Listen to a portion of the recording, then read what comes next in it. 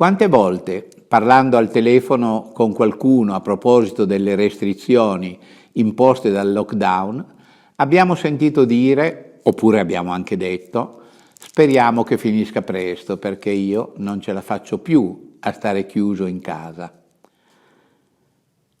Da questa frase si comprende che c'è un individuo il quale soffre per l'isolamento e spera di poter riprendere al più presto le proprie abitudini.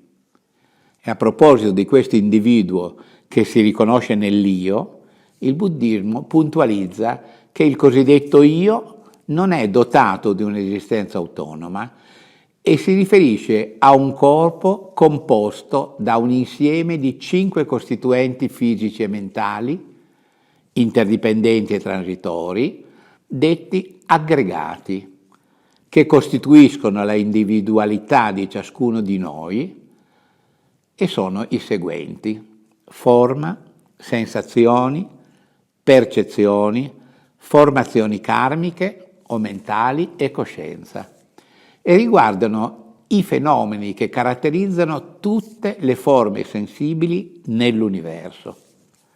Per chiarezza, io evidentemente posso parlare di tutte le forme dell'universo, ricondurrò questo mio intervento alla dimensione dell'uomo.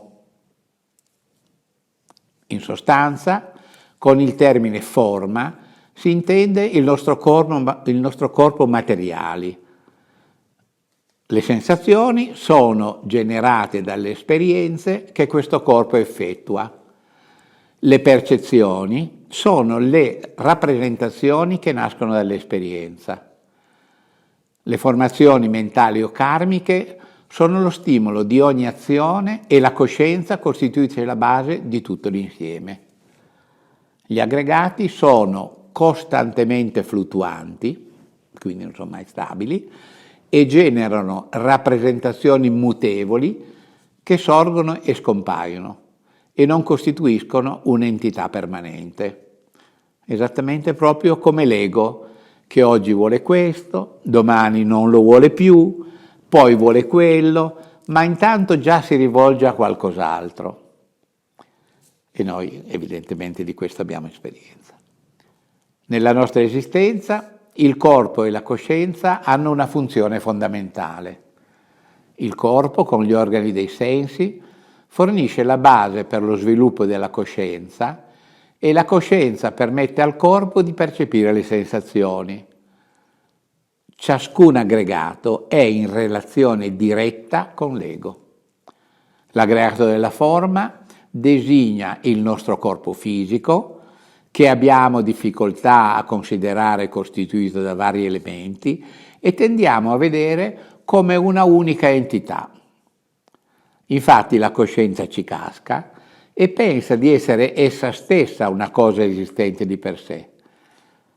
E questa esistenza autonoma la attribuisce anche a tutto il corpo, che viene percepito come il mio corpo, mio e non di un altro, il quale a sua volta avrà di riflesso un suo corpo. Quindi entra già l'io e il mio, il gioco dell'io e del mio. Le sensazioni, che sono classificate in piacevoli, spiacevoli o neutre, sono fenomeni mentali che nascono dal contatto dei sensi nostri con i loro oggetti e si producono in virtù di fattori fisici o psichici. Le sensazioni dipendono dallo stato emotivo dell'individuo e dalla sua mutevolezza. Infatti, quando qualcosa ci piace, lo vorremmo sempre, ma quando non ci piace più, ci diventa indifferente o addirittura a volte sgradevole. Le sensazioni alimentano la soggettività. Mi piace vuol dire piace a me ed evidenzia la separazione fra noi e il resto del mondo. Le percezioni consistono nel riconoscere o discernere ciò di cui si fa pratica e si basano su esperienze acquisite nel corso della vita, a partire dal periodo educativo. Attenzione, questo è un particolare molto interessante. In particolare l'uso della parola permette nell'infanzia la denominazione delle cose e genera nell'individuo l'impressione di sentirsi indipendente da esse, ma anche differente. E qui il giudizio contribuisce a generare il rapporto duale con i fenomeni esterni, io e il resto del mondo.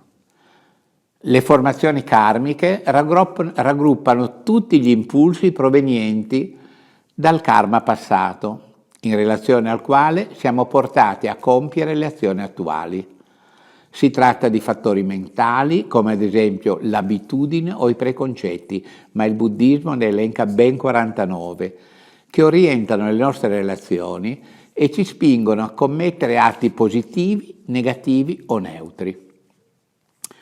Tali comportamenti derivano dall'esperienza e dalle nozioni che legano la nostra coscienza agli oggetti percepiti e sono dettati dalle nostre intenzioni. Dunque facciamo bene attenzione quando diciamo io non l'ho fatto apposta, perché dietro a ogni azione ci sono sempre delle forze interiori, consce o subconsce, che ci spingono ad agire. E ci sono cause e condizioni che noi abilmente sfruttiamo per farlo. La coscienza ordinaria nasce da un processo cognitivo sviluppato attraverso gli organi di senso, che sono 6, i 5 tradizionali, vista, udito, olfatto, gusto, tatto, ai quali il buddismo aggiunge la mente. Quindi anche la mente è un organo di senso. Questa coscienza prende conoscenza dalle esperienze sensoriali e l'abbina ai fattori mentali. Ad esempio, il contatto fra la vista e un oggetto attiva la coscienza visiva, che prende atto del fenomeno e passa le informazioni alla mente, la quale lo cataloga, dando una definizione al fenomeno stesso. Se il mio occhio vede una cosa e la mia mente la classifica piacevole, scatta il desiderio di possederla. E questo lo sappiamo, con tutte le conseguenze che noi conosciamo bene. Infatti, sullo stimolo di un contatto tra i sensi e le cose, possono apparire a cascata immagini e pensieri che rispondono a esperienze fatte, che si chiamano impulsi karmici, le quali sono le cause dirette del sorgere delle nostre passioni.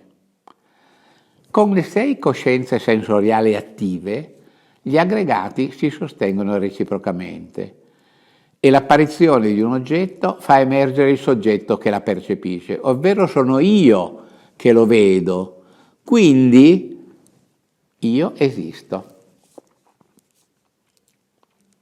In realtà, e per riassumere, quando diciamo io, parliamo di qualcosa che non si trova in nessuna parte del nostro corpo ed è il frutto di un'illusione generata, come abbiamo visto, dall'interazione degli aggregati e dal fatto che soggetto e oggetto si determinano a vicenda, aiutando l'individuo a costruire un proprio mondo. Inizia così il gioco delle apparenze, che è responsabile delle emozioni e delle illusioni. E molto spesso, come ben sappiamo, la forza delle illusioni supera la ragione stravolgendo la nostra mente.